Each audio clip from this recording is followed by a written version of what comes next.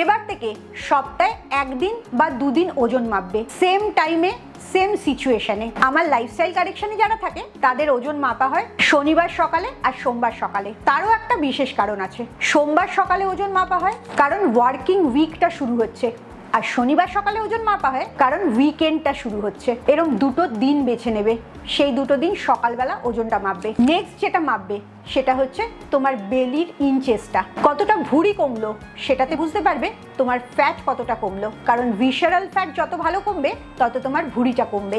Next যেটা বুঝতে পারবে সেটা খুব আনন্দের বিষয়, তোমার জামা কাপড় লুজ হতে থাকে। তুমি হয়তো লক্ষ্য করে দেখবে বহুদিন ধরে তোমার ওজনটা একই জায়গায় দাঁড়িয়ে আছে, অথচ তোমার জামা কাপড়গুলো লুজ হতে থাকছে। সেখান থেকেই বুঝতে পারবে আসলে তোমার ফ্যাট লসটা হচ্ছে, তোমার বডিটা শেপে আসছে। আর লাস্ট যেটা থেকে বুঝবে সেটা হচ্ছে তোমার এনার্জি লেভেল কতটা বাড়লো, তোমার মুডটা কেরম থাকছে, তোমার স্কিনটা কতটা গ্লো করছে এবং তোমার ঘুমটা কেমন হচ্ছে। এই সবকটা জিনিসই একটা সুস্থতা সাইন। তুমি যত সুস্থ হতে থাকবে তত এই জিনিসগুলো বেটার হতে থাকবে।